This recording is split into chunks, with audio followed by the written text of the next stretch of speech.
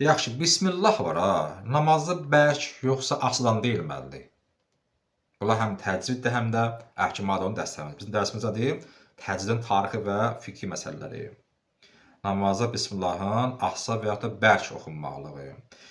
Alimlərin çoxusu Bismillahirrahmanirrahim uca demək barəsində Fatihə və deməli zöhrlə əsr namazlarında. Bilir ki, zöhr əsr namazı Fatihədən, İxlasdan başqa, məsələn, təşəhhüddür, zikirlərdir, rükudur, səcdədir, qunutdur, bərk oxuna bilər. Zöhrlə əsrdə.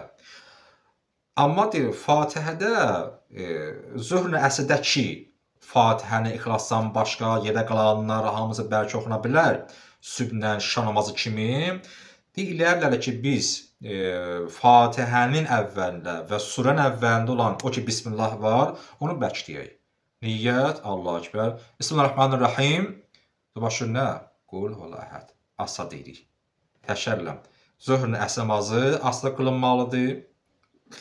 Deməli, Fatihə ilə surəsi, yerə qalanlar isə bərk deyilə bilər.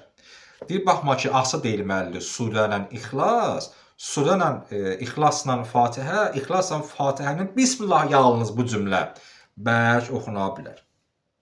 Da vacib deyil ha, müstəhəbdir. İstəsən bərk oxuyub bəsmələni ya, da Elhamdülillahı yox, Ər-Rəhmanir-Rəhim bunları yox, Fatihə bütöv yox, yalnız birinci ayəsin. İxlas həmçinin 4 ayəsi var, başı Qul Huvallahdan, yalnız birinci ayə, Bismillahı ancaq bərk oxuya bilərsən.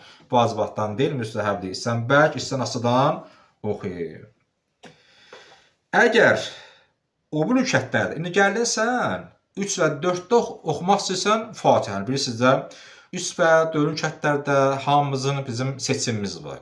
Ya oxuyuruq 3 dəfə təsbihat-ı ərbəəni, 4 dəfə 4 dənə cümlə var. Təsbihat, yəni Allahı Subhan bilmək, pak bilmək. Ərbəə dörtlük, yəni 4 dənə cümlə var ki, biz onları Allahı pak bilirik. Subhanallah, pakdır. Elhamdülillah, ona şükür olsun. Və la ilahə illallah, Allah təkdir. Allahu Ekber, Allah təkdir. Düzdür? 4 dənə biz müqəddəs zikr demək Allah pak bilirik. Bunlar 3 dəfə oxunsun. Sənin haqqın var, ilə bilərsən, sənə seçim verilib. 3 və 4 rükətin özlərində, 3 və 4-də 1. Hər 2 rükətdə, 3-dən 4-də oxuyasan 3 dəfə bu təsbihatı. Özün bilirsən. Necə istəyirsən. Yaxşı. İkinci seçimin.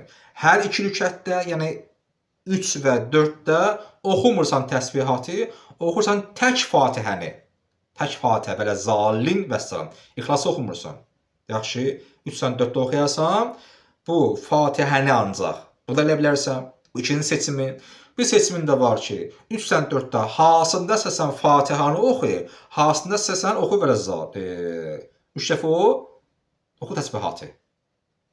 İstən 3-də oxu Fatihəni və ya təsbihatı, üstən 4-də oxu tək Fatihəni və ya tək təsbihatı. 3 seçim var, 3-dən bir eləyə bilərsən. Yaxşı. İndi bir nəfər gəlir 3-dən 4-də oxuyur Fatihəni. Oxumaq istəyir Fatihəni, eləyə bilər, desin bərkdən Bismillahı. Cavab. Deyir, müstəhəbdir 1 və 2 rükətlərdə biz oxuyaq yalnız Bismillahı uca.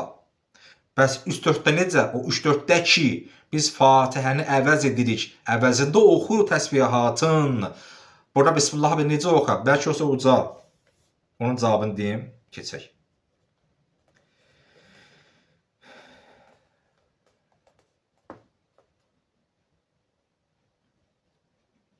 Bəli, burada hamısını deyir, uca oxumaqlıq. Uca oxumaqlıq deyir, bəlkə oxumaqlıq deyir. Olar. İnşirahla əvvəl zuha, sonra inşirah. İkisi belədir, əkizdirlər. Zuha birincidir, sonra inşirah. Fil, Qureyş. Deməli, axır son 2 rükətdə həmdir təsbihatı yenə oxuyur. Amma bu deməli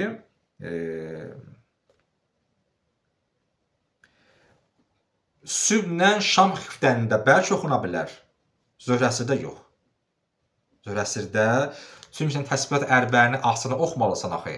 Fatihəni də onun yerində oxuyursansa, o təsbihat necə oxunur 3/4-də astadan, sən həmçinin astadan oxuyanda 3/4-də Fatihəni 3/4-də oxuduğun halda Bismillahı asla deməlisən. Bərkdən yox. Hasında zöhr və əsr namazlarında. Amma deməli şam və xiftəndə bərk deməlisən. Niyə? Çünki şam xiftən bərkdən qılınır.